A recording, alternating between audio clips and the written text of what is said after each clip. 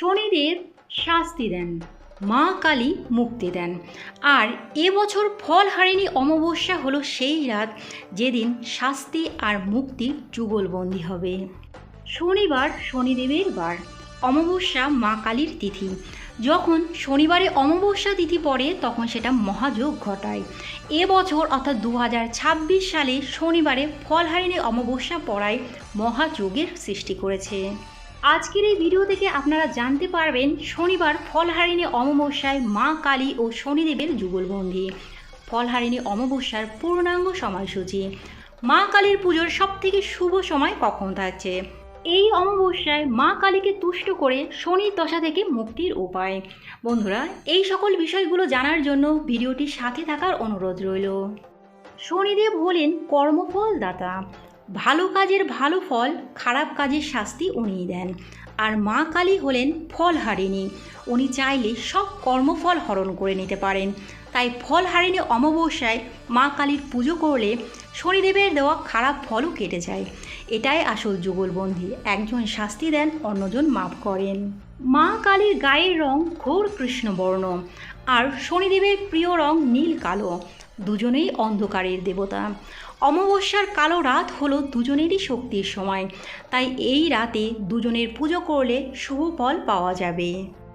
মা কালী সবের ওপরে দাঁড়িয়ে থাকেন, সব মানে যা ফেলে দেওয়া হয়েছে অচল।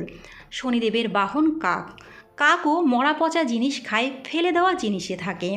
দুজনেই আমাদের জীবনে ফেলে দেওয়া খারাপ সময় নেগেটিভিটিকে গ্রহণ করে। তাই এই দুই দেবতাকে একসাথে ডাকলে জীবনের অশুভ শক্তি নাশ হয়ে যায়। এবার আমরা জেনে নেব ফলহারিণী অমাবস্যার পূর্ণাঙ্গ সময়সূচি। ফলহারিণী অমাবস্যা বা জ্যৈষ্ঠী মাসের অমাবস্যা তিথি শুরু হচ্ছে বাংলার 31শে বৈশাখ 1433 বঙ্গাব্দ, ইংরাজির 15ই মে 2026 সাল শুক্রবার শেষ রাত্রি 4:02 থেকে। অমাবস্যা তিথি থাকবে বাংলার 1লা জ্যৈষ্ঠ, ইংরাজির 16ই মে শনিবার রাত্রি 1:51 পর্যন্ত। উদয় তিথি অনুযায়ী এবছর ফলহারিণী কালী পুজো অনুষ্ঠিত হবে বাংলার 1লা জ্যৈষ্ঠ, ইংরাজি 16ই মে শনিবার। অমাবস্যার পুজো, ব্রত উপবাস ও নিশি পালন এই একই দিনে করা হবে।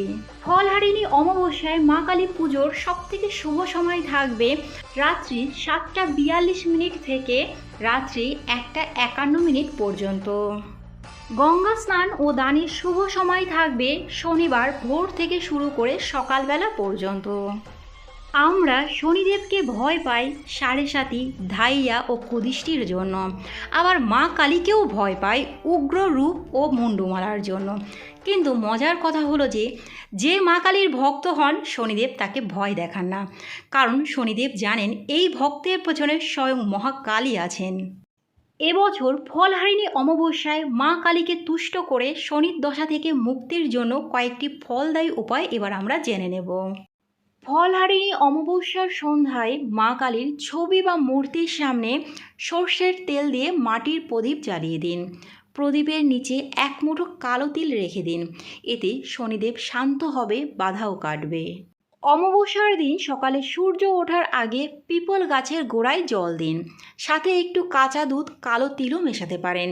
7 বার গাছ প্রদক্ষিণ করবেন এবং ওং সং সরিশ্চরায় নমঃ মন্ত্রটা জপ করবেন।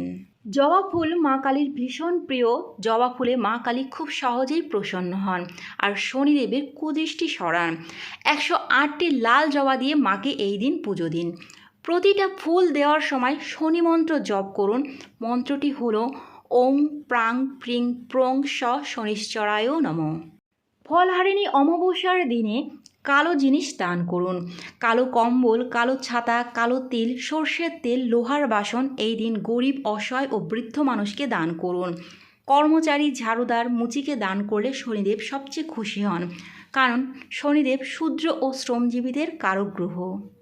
শনিদেব হনুমানজিকে কথা দিয়েছিলেন যে হনুমানের ভক্তকে কষ্ট দেবেন না, তাই এই রাতে হনুমান চল্লিশা বা সুন্দরকাণ্ড পাঠ করুন। হনুমানজিকে আপনারা গুড় ছোলা ভোগ দিন। সারাদিন শুধু ফল খেয়ে উপবাস করুন, সন্ধ্যা পর্যন্ত মৌন থাকার চেষ্টা করুন।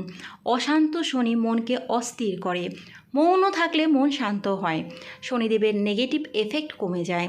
সন্ধ্যাবেলায় মাকে ফল নিবেদন করে পুজো দেওয়ার পরে প্রসাদ খেয়ে নিন। রাত 9টার পর দশরথকৃত শনি স্রোত পাঠ করুন। এটা শনিদেবকে তুষ্ট করার সবথেকে শক্তিশালী স্রোত। ফলহারিণী অমাবস্যায় মা কালীকে তুষ্ট করে শনিদেবের কুদৃষ্টি বা কুপ্রভাব কাটানোর জন্য আপনারা এই নিয়মগুলোর মধ্যে কোনটি পালন করলেন অবশ্যই কমেন্ট বক্সে জানান।